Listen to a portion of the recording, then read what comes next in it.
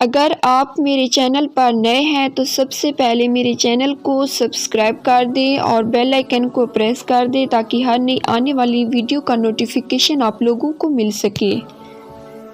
بسم اللہ الرحمن الرحیم۔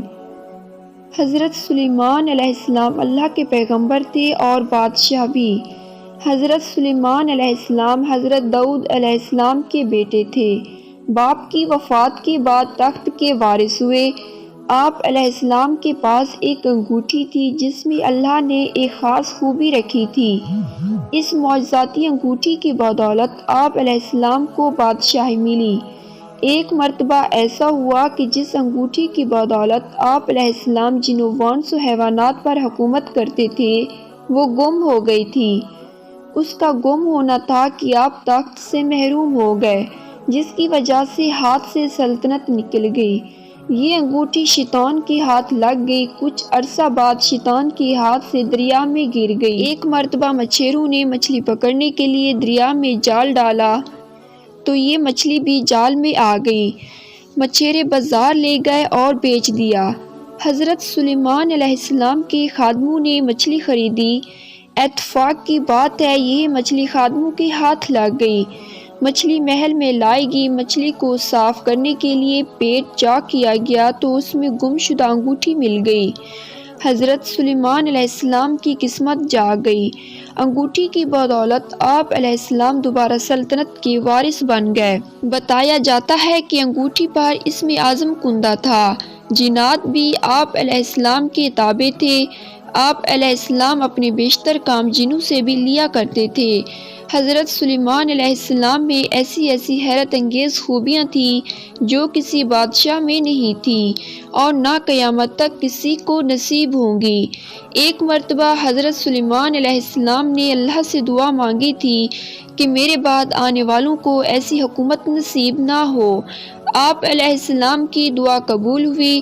حضرت سلیمان علیہ السلام انسانوں، جنوں، حیوانوں اور ہوا پر حکومت کرنے لگے تھے۔ حضرت سلیمان علیہ السلام نے اپنے باپ حضرت داؤد علیہ السلام کی خواہش کے مطابق فلسطین میں ایک عبادت خانہ تعمیر کیا۔ اگرچہ تعمیر کرنے کا ارادہ حضرت داؤد علیہ السلام نے اپنی زندگی میں کیا تھا لیکن زندگی میں ان کی یہ خواہش پوری نہیں ہوئی۔ حضرت داؤد علیہ السلام کے بعد حضرت سلیمان علیہ السلام نے اپنے دور حکومت میں عبادت خانہ تعمیر کرایا، اس لیے اس عبادت خانہ کا نام ہیکل سلیمانی پڑا۔ تاریخ سے یہ بات معلوم ہوتی ہے کہ اس عبادت خانہ کی لمبائی 90 فٹ، چوڑائی 30 فٹ اور اونچائی 45 فٹ تھی۔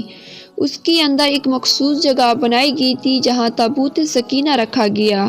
یہ ایک صندوق کی شکل میں تھا۔ یہ ایک صندوق تھا۔ یہ بہت متبرک مانا جاتا تھا۔ اس میں یہودیوں کے تبرکات رکھے گئے تھے۔ حضرت سلیمان علیہ السلام اللہ پر یقین کامل رکھتے تھے اور ہر معاملہ میں اللہ پر بھروسہ کرتے تھے۔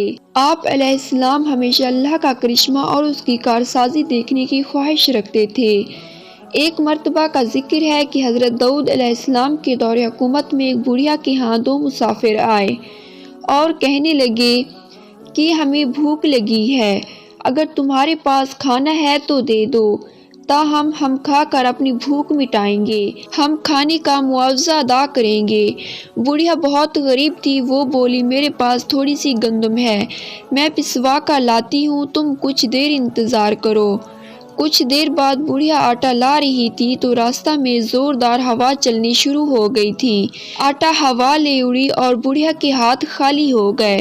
بڑھیا نے رونا شروع کیا۔ اتفاق کی بات ہے کہ راستہ میں حضرت سلیمان علیہ السلام مل گئے۔ آپ علیہ السلام اس زمانہ میں کمسن تھے۔ آپ نے رونے کا سبب دریافت فرمایا تو وہ بولی کہ میں گندم پسوا کر آٹا لا رہی تھی کہ اچانک ہوا چل پڑی، آٹا اڑ گیا۔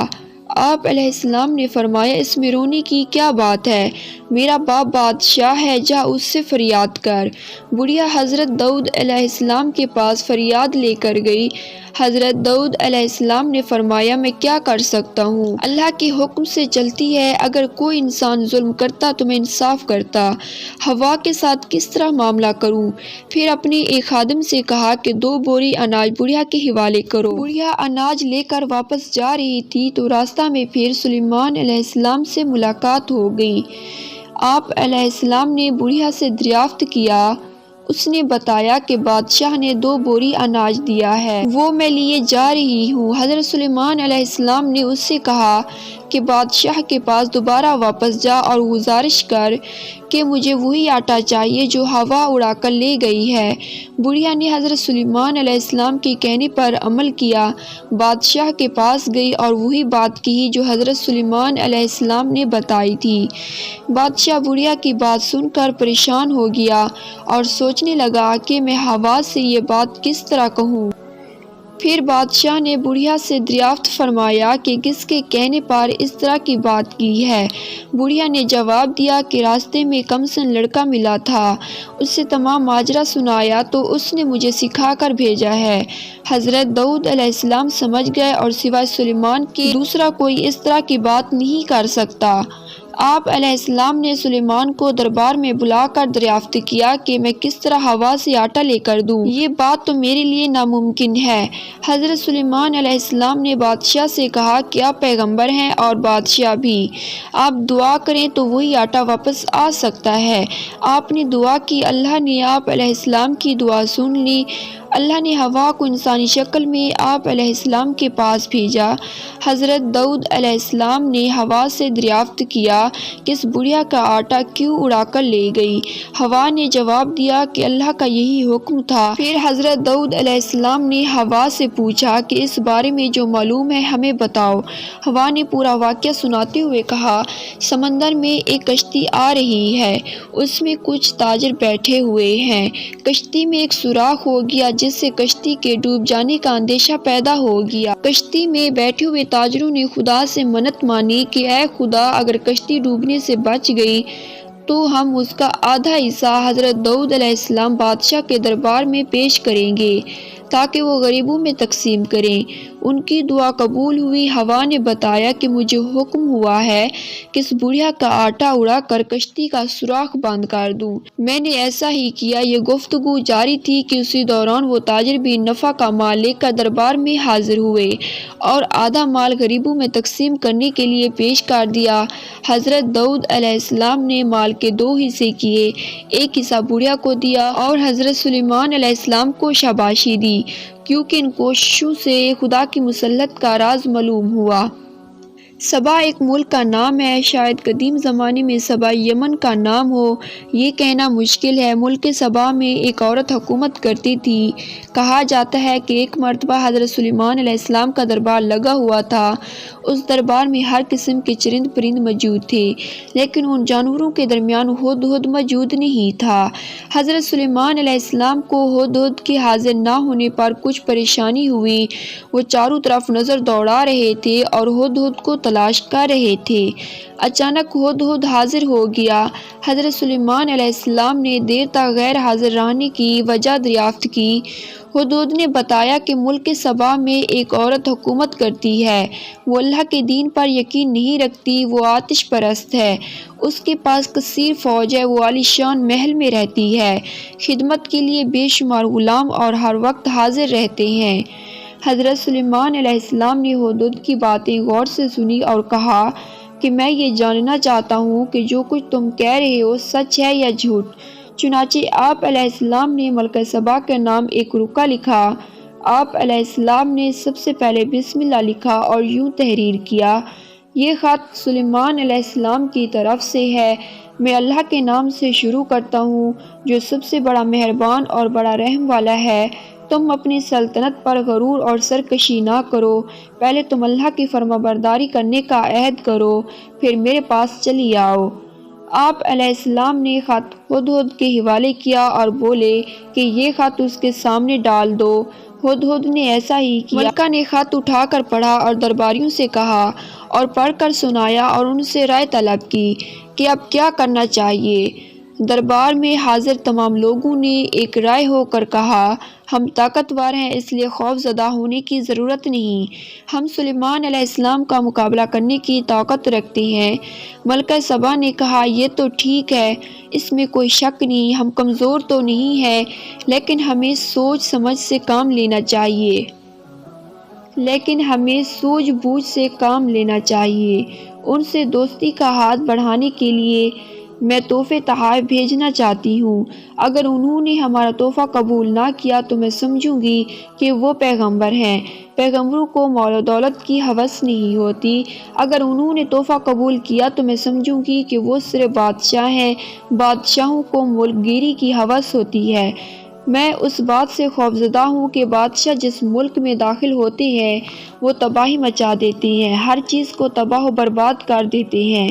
ملکہ نے یہی سوچ کر تحفے تحائف بھیجے۔ تحفوں کا سامان لے کر خادم حضرت سلیمان علیہ السلام کی خدمت میں حاضر ہوا تو آپ علیہ السلام نے فرمایا کہ میرا مقصد یہ نہیں جو ملکہ نے سمجھا ہے۔ میرے پاس دولت و چشمت کی کمی نہیں ہے۔ خدا نے مجھے بہت کچھ دے رکھا ہے۔ میں چاہتا ہوں کہ ملکہ میرے حکم کی تعمیل کرتے ہوئے میرے پاس چلی آئے۔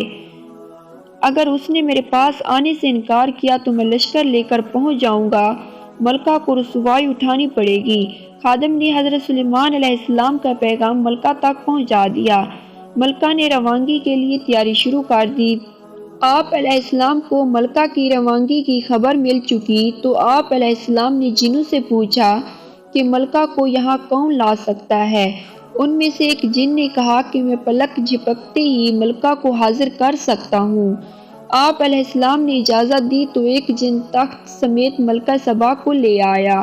حضرت سلیمان علیہ السلام نے اللہ کا شکر ادا کیا اور حکم دیا کہ اس تخت کی شکل بدل دی جائے۔ جب ملکہ دربار میں پہنچی تو اس سے پوچھا کہ کیا تیرا تخت بھی ایسا ہی ہے؟ اس نے کہا یہ تو وہی ہے۔ حضرت سلیمان علیہ السلام نے اپنے محل کو حیرت انگیز طریقے سے بڑی حکمت کے ساتھ تعمیر کیا۔ محل کا فرش شیشے سے تیار کیا۔ فرش کے نیچے پانی کی نہریں بہہ رہی تھی۔ ایسا معلوم ہو رہا تھا جیسے یہ فرش نہیں بلکہ پانی ہی پانی ہے۔ جب ملکہ سبا محل کے فرش پر پاؤں رکھنے ہی والی تھی کہ پیچھے ہٹ گئی۔ اے پروردگار، میں نے اپنی جان پر ظلم کیا ہے۔ میں سلیمان کی بات مانتی ہوں۔ اللہ ہی تمام کائنات کا رب ہے۔ ملکہ سبا حضرت سلیمان علیہ السلام پر ایمان لے آئی اور آپ علیہ السلام سے نکاح کر لیا۔ ایک مرتبہ حضرت سلیمان علیہ السلام اپنے بھاری لشکر کے ساتھ راستے سے گزر رہے تھے۔ اس راستے پر چیونٹیاں چل رہی تھی۔ حضرت سلیمان علیہ السلام کی سواری دیکھ کر چیونٹیوں کے سردار نے چیونٹیوں کو خبر کرتے ہوئے کہا کہ حضرت سلیمان علیہ السلام اپنے لشکر کے ساتھ گزر رہے ہیں۔ ایسا نہ ہو کہ تم سب حضرت سلیمان علیہ السلام اور ان کے مصحابیوں کے قدموں کے نیچے آ کر روندے جاؤ۔ تم سب اپنی حفاظت کے لیے بلوں کے اندر گھس جاؤ۔ چیونٹیوں کی یہ بات سن کر حضرت سلیمان علیہ السلام مسکرائے اور خدا کا شکر ادا کیا۔ بیان کیا جاتا ہے کہ حضرت سلیمان علیہ السلام عجیب و غریب حالت میں وفات پا گئے۔ آپ علیہ السلام ایک مقام پر آزار ٹیک کر کھڑے رہے اور اسی حالت میں آپ علیہ السلام کی روح پرواز کر گئی، لیکن آپ علیہ السلام گرے نہیں۔ آپ کی وفات سے سب بے خبر تھے۔ جب عصا کو دیمک چاٹ گئی تو آپ علیہ السلام گر پڑے۔ اسی وقت جنوں پرندوں کو آپ علیہ السلام کی وفات کی خبر ہوئی۔